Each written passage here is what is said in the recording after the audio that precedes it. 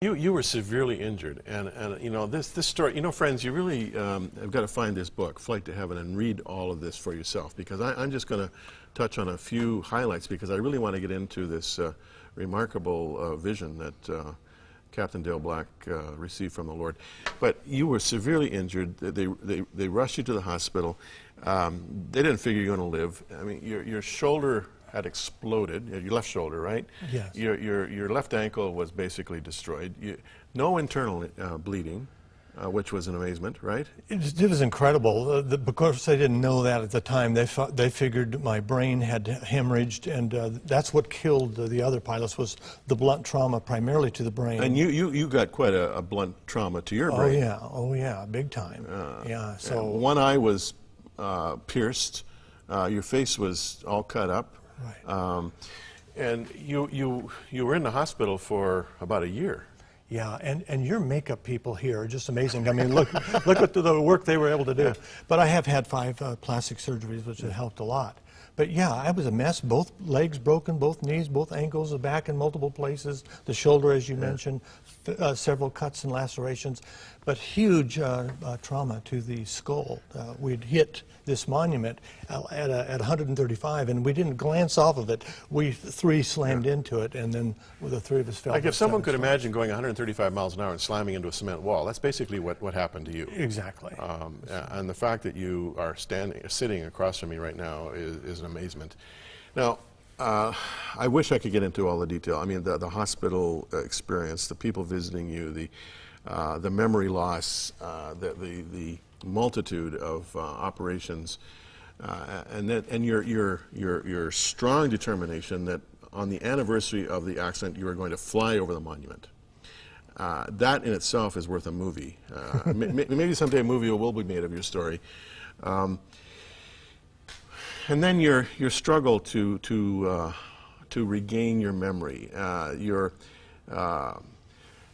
this awareness you had after the accident of really, I won't call it unreasonable, but an unexpected love for people, compassion for people.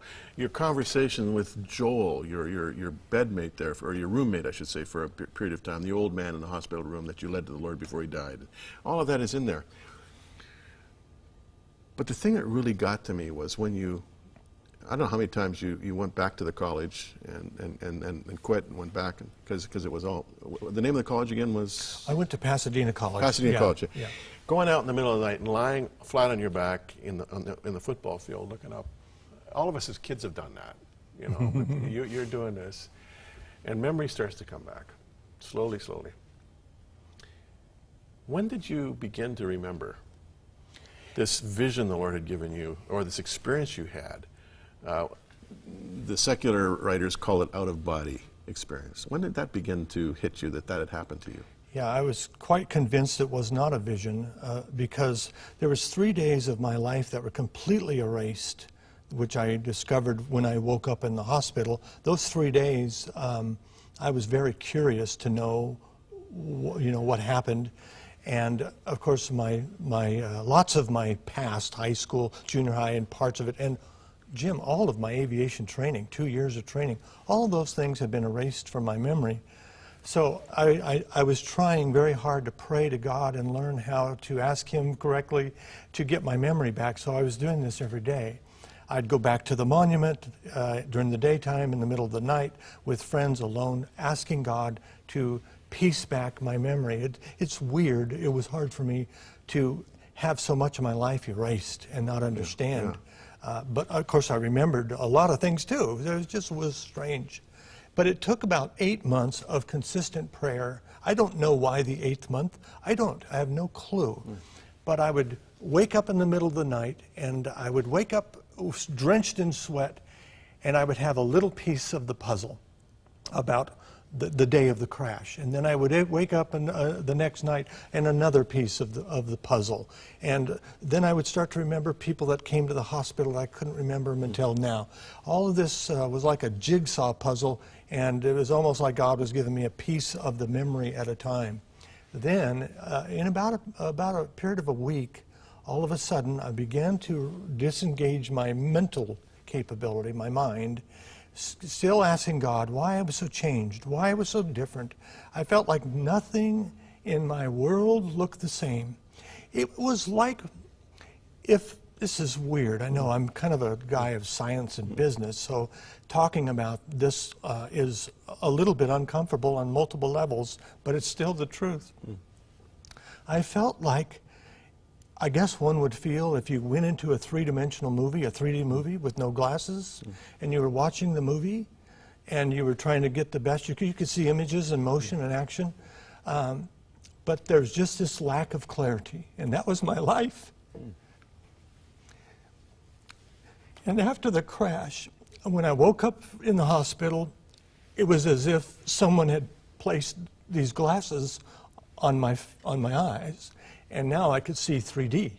And it's funny, but the doctor told me, he and I became very close for years, but the doctor told me my first words upon waking were, what had happened to my eyes? What's happened to my eyes? Well, they didn't think about it at the time because my right eye had been cut pretty bad and it had been stitched closed and there was bandaging all over my right eye, but I didn't know that. I thought I was looking out of two very healthy, strong eyes, but I was seeing more dimensions. And this has been a leftover effect of what happened during those 3 days. So this was not. It's incorrect to refer to this experience as a vision. This was something that you're convinced has not only changed your life, but it actually happened. What you saw, you describe in chapters, I think, 14 and 15,